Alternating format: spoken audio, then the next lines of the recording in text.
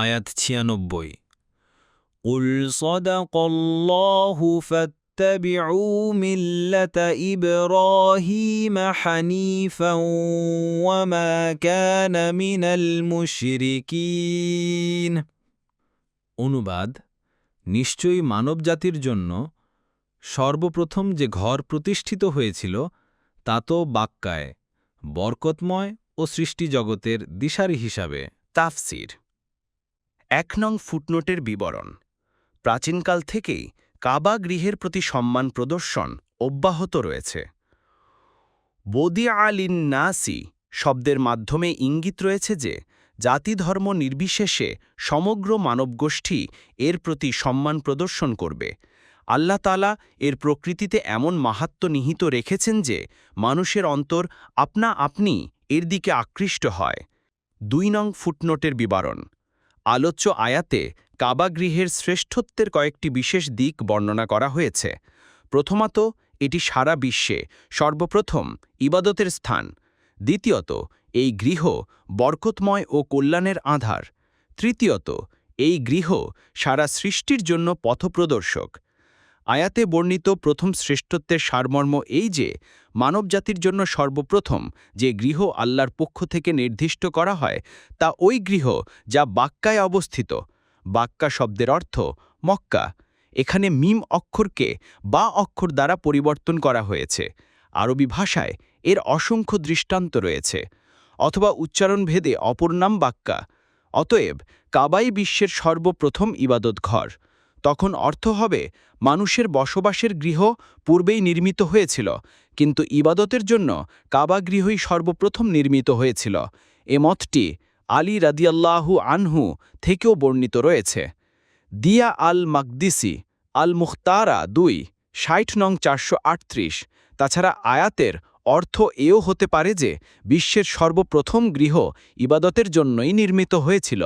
ইতিপূর্বে কোনো উপাসনালয়ও ছিল না এবং বাসগৃহও ছিল না।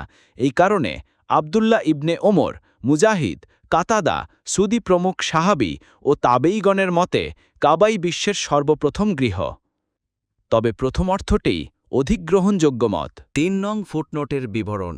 আলোচ্য আয়াত দ্বারা কাবা গৃহের একটি শ্রেষ্ঠত্ব প্রমাণিত হল যে এ হচ্ছে জগতের সর্বপ্রথম গৃহ।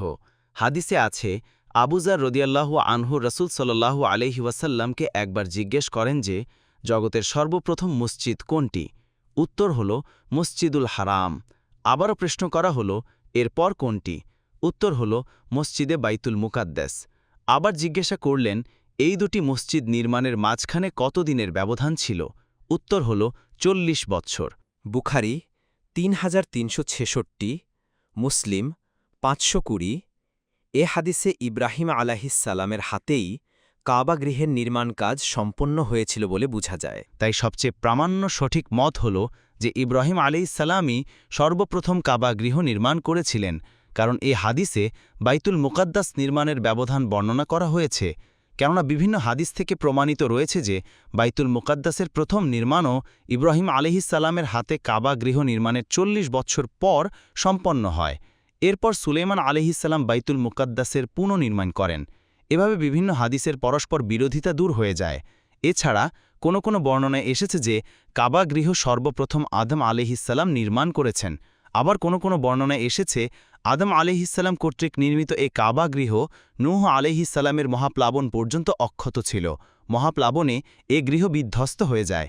অতঃপর ইব্রাহিম আলাইহিসসালাম প্রাচীন ভিত্তির ওপর এ গৃহ পুনর্নির্মাণ করেন। উপরোক্ত দুটি বর্ণনার কোনোটি সঠিক সনদে প্রমাণিত হয়নি।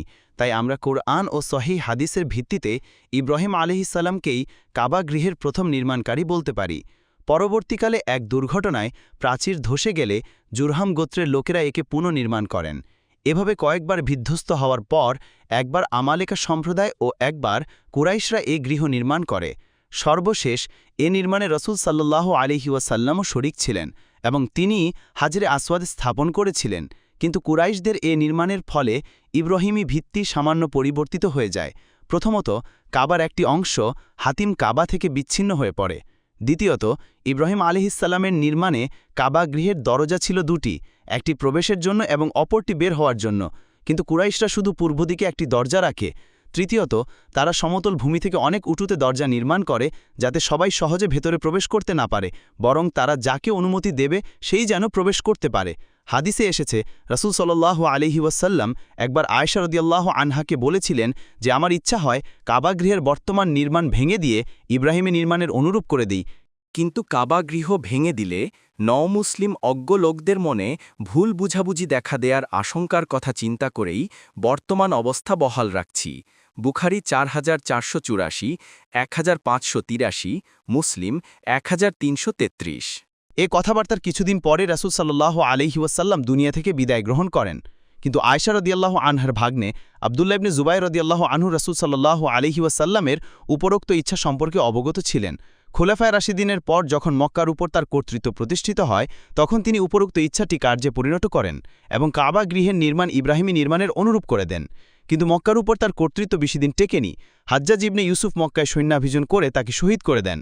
সে কাবা গৃহকে আবার ভেঙে জাহেলিয়াত আমলে কুরাইশরা যেভাবে নির্মাণ করেছিল সে এভাবেই নির্মাণ করে। হাজ্জাজ ইবনে ইউসুফের পর কোনো বাচ্চা উল্লেখিত হাদিস দৃষ্টে কাবা গৃহকে ভেঙে হাদিস অনুযায়ী নির্মাণ করতে ইচ্ছা করে ইমাম মালিক ইবনে আনাস রাহিমাহুল্লাহর কাছে ফতোয়া চান। তখন তিনি ফতোয়া দেন যে এভাবে কাবা গৃহের ভাঙা গড়া অব্যাহত থাকলে পরবর্তী বাচ্চাদের জন্য একটি খারাপ দৃষ্টান্ত স্থাপিত হয়ে যাবে এবং কাবা গৃহ তাদের হাতে একটি খেলনায় পরিণত হয়ে যাবে। কাজেই বর্তমান যে অবস্থায় রয়েছে সেই অবস্থাতেই থাকতে দেওয়া উচিত। সমগ্র মুসলিম সমাজ তার এই ফতোয়া গ্রহণ করে নেয়। ফলে আজ পর্যন্ত হাজ্জাজ ইবনে ইউসুফের নির্মাণই অবশিষ্ট রয়েছে। তবে মেরামতের প্রয়োজনে ছোটখাটো কাজ সবসময় অব্যাহত থাকে। খাদেমুল হারামাইন আশ-শরীফাইন বাদশাহ ফাহাদ ইবনে আব্দুল আজিজ রাহিমাহুল্লাহ সবচেয়ে ব্যয়বহুল এক সংস্কার কাজ করে কাবা গৃহের সৌন্দর্য বহুগুণ বর্ধিত করেন।